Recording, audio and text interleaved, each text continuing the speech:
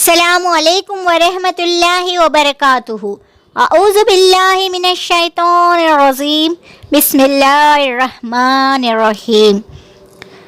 جو لوگ اللہ کے احکام و ہدایات کو ماننے سے انکار کرتے ہیں اور اس کے پیغمبروں کو ناحق قتل کرتے ہیں اور ایسے لوگوں کی جان کے درپے ہو جاتے ہیں جو خلق خدا میں سے عدل و راستی کا حکم دینے کے لیے اٹھے، ان کو دردناک سزا کی خوشخبری سنا دو۔ یہ وہ لوگ ہیں جن کے اعمال دنیا اور آخرت دونوں میں ضائع ہو گئے اور ان کا مددگار کوئی نہیں ہے۔ تم نے دیکھا نہیں کہ جن لوگوں کو کتاب کے علم میں سے کچھ حصہ ملا ہے، ان کا حال کیا ہے؟ انہیں جب کتاب الہی کی طرف بلایا جاتا ہے تاکہ وہ ان کے درمیان فیصلہ کرے، تو ان میں سے ایک فریق اس سے پہلو تہی کرتا ہے اور اس فیصلے کی طرف آنے سے منہ پھیر جاتا ہے۔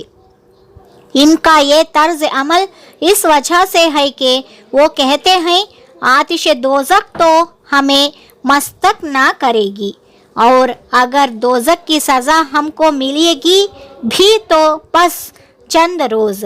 ان کے خود ساختہ عقیدوں نے ان کو اپنے دین کے معاملے میں بڑی غلط فہمیوں میں ڈال رکھا ہے۔ مگر کیا بنے گی ان پر جب ہم انہیں اس روز جمع کریں گے جس کا آنا یقینی ہے۔ اس روز ہر شخص کو اس کی کمائی کا بدلہ پورا دے دیا جائے گا اور کسی پر ظلم نہ ہوگا۔ کہو خدایا ملک کے مالک، تو جسے چاہے حکومت دے اور جس سے چاہے چھین لے، جسے چاہے عزت بخشے اور جس کو چاہے ذلیل کر دے۔ بھلائی تیرے اختیار میں ہے، بے شک تو ہر چیز پر قادر ہے۔ رات کو دن میں پروتا ہوا لے آتا ہے اور دن کو رات میں، بے جان میں سے جاندار کو نکالتا ہے اور جاندار میں سے بے جان کو، اور جسے چاہتا ہے بے حساب رزق دیتا ہے۔ مومنین، اہل ایمان کو چھوڑ کر کافروں کو اپنا رفیق اور یار و مددگار ہرگز نہ بناؤ۔ جو ایسا کرے گا اس کا اللہ سے کوئی تعلق نہیں۔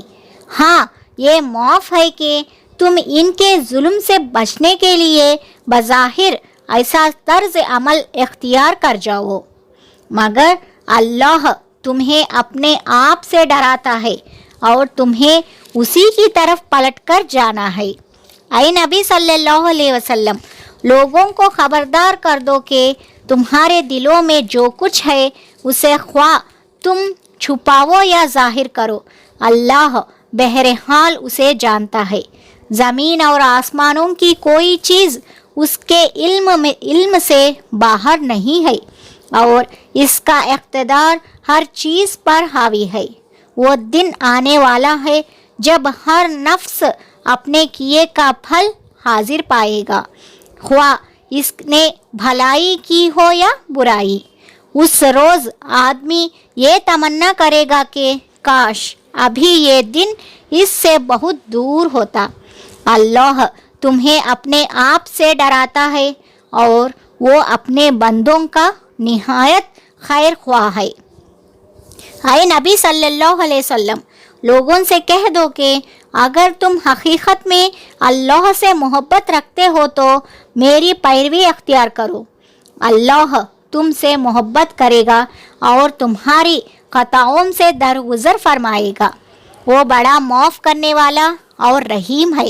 ان سے کہو کہ اللہ اور رسول کی اطاعت قبول کرو، پھر اگر وہ تمہاری یہ دعوت قبول نہ کرے تو یقیناً یہ ممکن نہیں ہے کہ اللہ ایسے لوگوں سے محبت کرے جو اس کی اور اس کے رسول کی اطاعت سے انکار کرتے ہو۔ اللہ نے آدم علیہ السلام اور نوح علیہ السلام اور آل ابراہیم اور آل عمران کو تمام دنیا والوں پر ترجیح دے کر اپنی رسالت کے لیے منتخب کیا تھا۔ یہ ایک سلسلے کے لوگ تھے जो एक दूसरे की नस्ल से पैदा हुए थे। अल्लाह सब कुछ सुनता और जानता है। वो इस वक्त सुन रहा था जब इमरान की औरत कह रही थी कि मेरे परवरदिगार, मैं इस बच्चे को जो मेरे पेट में है तेरी नज़र करती हूँ, वो तेरे ही काम के लिए वक्फ होगा। मेरी इस पेशकश को कबूल फरमा, तू सुनने और जानने वाला है। फिर जब वो बच्ची इसके यहाँ पैदा हुई तो इसने कहा, मालिक, मेरे यहाँ तो लड़की पैदा हो गई है। हालांकि जो कुछ इसने जना था अल्लाह को इसकी खबर थी और लड़का लड़की की तरह नहीं होता। खैर, मैंने इसका नाम मरियम रख दिया है और मैं इसे और इसकी आई नस्ल को शैतान मरदूद के फितने से तेरी पनाह में देती हूँ। आखिरकार इसके रब ने इस लड़की को बखुशी कबूल फरमा लिया, उसे बड़ी अच्छी लड़की बनाकर उठाया और जकरिया को इसका सरपरस्त बना दिया।